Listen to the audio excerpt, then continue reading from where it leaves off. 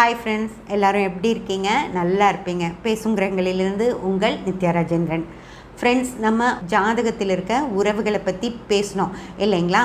அந்த உறவுகள் கொடுக்கக்கூடிய உறவுகளை பற்றி நம்ம பேச போகிறோம் ஃப்ரெண்ட்ஸ். அப்படின்னா என்ன அப்படின்னு கேட்குறீங்களா? ஜாதகருடைய அப்பா, அம்மா, உடன் பிறந்த சகோதரர்கள், கணவன், மனைவி, குழந்தைகள் அப்படிங்கிற விஷயத்த நம்ம போன பதிவில் பார்த்தோம். அந்த ஜாதகருடைய தாத்தா, பாட்டி அவங்களுக்கு கூட என்ன கிரகங்கள் வரும் அப்படின்னு சொல்லி நம்ம பார்த்தோம் இல்லைங்களா?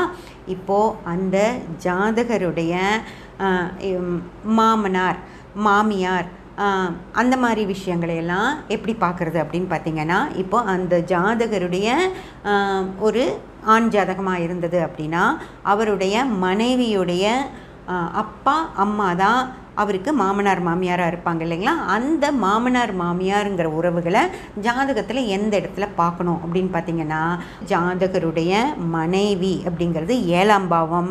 அந்த 7ஆம் பாவத்துடைய 9ஆம் பாவம் மனைவியுடைய அப்பா, அந்த 7ஆம் பாவத்துடைய 4ஆம் பாவம் மனைவியுடைய அம்மா.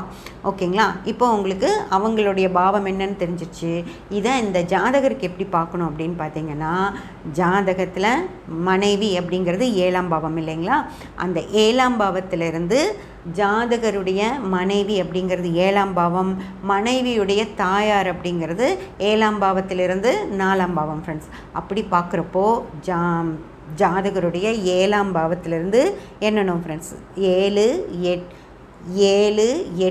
9, 10 4ஆம் பாவம், அதாவது மனைவியுடைய 4ஆம் பாவம். அப்படின்னா 7ஆம் பாவம் மனைவி, 7லிருந்து 1, 7, 8, 9, 10 அப்படின்னா ஜாதகருக்கு மாமியார் அப்படிங்கிறது 10ஆம் பாவம்.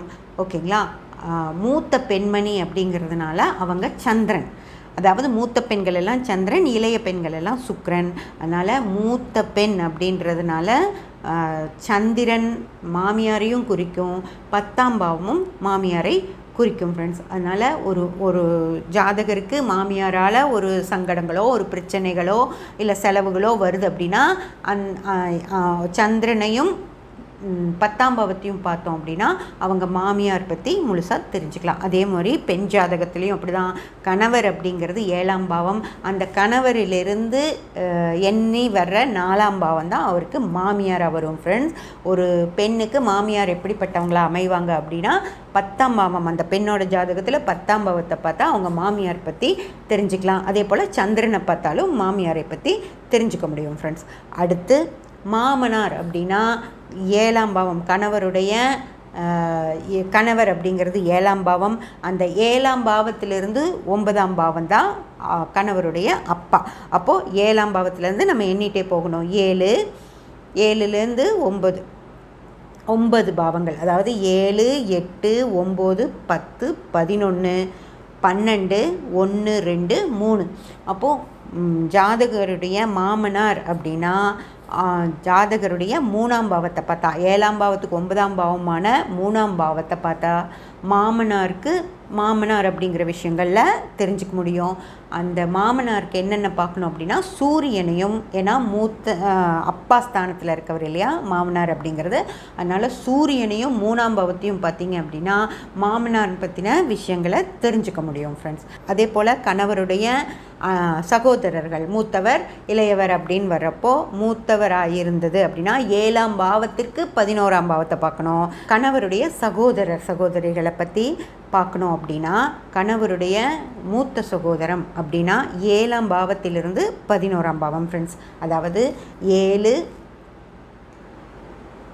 8, 9, 10, 11, 12, லக்னபாவம் 1, 2, 3, 4, 5, 11 பாவங்கள் வரணும்.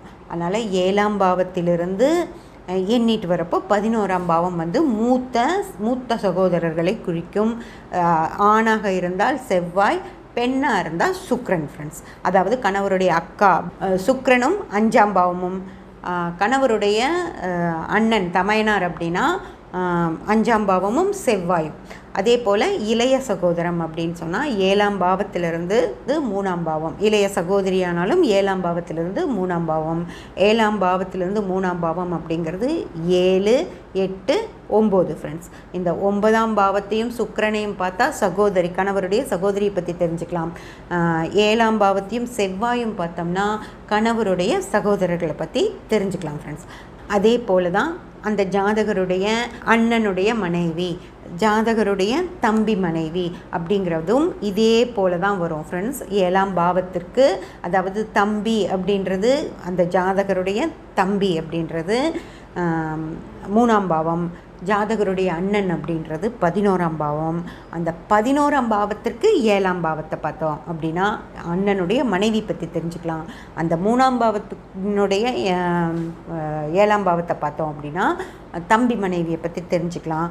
அது மனைவியாக இருந்தால், பெண்ணாக இருந்தால் சுக்கிரன், ஆணாக இருந்தால் செவ்வாய் அப்படின்னு சொல்லி பார்த்துக்கலாம் ஃப்ரெண்ட்ஸ். இந்த மாதிரி அதே போல் குழந்தைகளுடைய கணவர், அதாவது தன்னுடைய மருமகன், தன்னுடைய மருமகள் அப்படிங்கிற விஷயத்தை பார்க்கணும் அப்படின்னா குழந்தை அப்படிங்கிறது தன்னுடைய குழந்தையுடைய கணவனோ மனைவியோ அப்படிங்கிறது 7ஆம் பாவம். 5ஆம் பாவத்துக்கு 7ஆம் பாவம் என்ன அப்படின்னு பார்த்தீங்கன்னா 5, 6, 7, 8, 9, 10, 11 ஃப்ரெண்ட்ஸ்.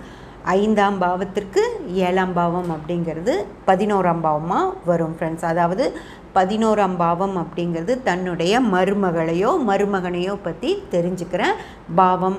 மருமகளாக இருந்தால் 11ஆம் பாவமும் சுக்கிரனும், மருமகனாக இருந்தால் 11ஆம் பாவமும் செவ்வாயும். இந்த மாதிரி தான் ஒவ்வொரு உறவுகளுக்கும் அந்த உறவுகள் எந்த வழியாக நமக்கு வருதோ, எந்த வழியாக அந்த உறவுகள் நமக்கு வருதோ அந்த பாவங்களின் வழியாக போனோம் அப்படின்னா, அந்த உறவு முறைக்கான பாவங்களின் வழியாக போனோம் அப்படின்னு சொன்னால் அந்த உறவு முறைகளை பற்றி தெரிஞ்சுக்க முடியும் ஃப்ரெண்ட்ஸ். இது பாவத் பாவா அப்படிங்கிற ஒரு விஷயந்தான். இதை மிக சரியாக உபயோகப்படுத்தினா பல விஷயங்களை இதிலேருந்து நம்ம எடுக்க முடியும் ஃப்ரெண்ட்ஸ். இன்னும் இதை பற்றின மேலும் சில விஷயங்கள் இருக்குது, அதையும் நம்ம அடுத்த பதிவில் பார்க்கலாம். சப்ஸ்கிரைப் பண்ணி பெல் பட்டன் ப்ரெஸ் பண்ணி வச்சுக்கோங்க. அப்போ தான் நான் போடுற எல்லா பதிவுகளும் உங்களுக்கு கிடைக்கும். லைக் பண்ணி, ஷேர் பண்ணி, கமெண்ட் பண்ணிங்கன்னா எனக்கு சப்போர்ட்டிவாக இருக்கும். Thank you friends.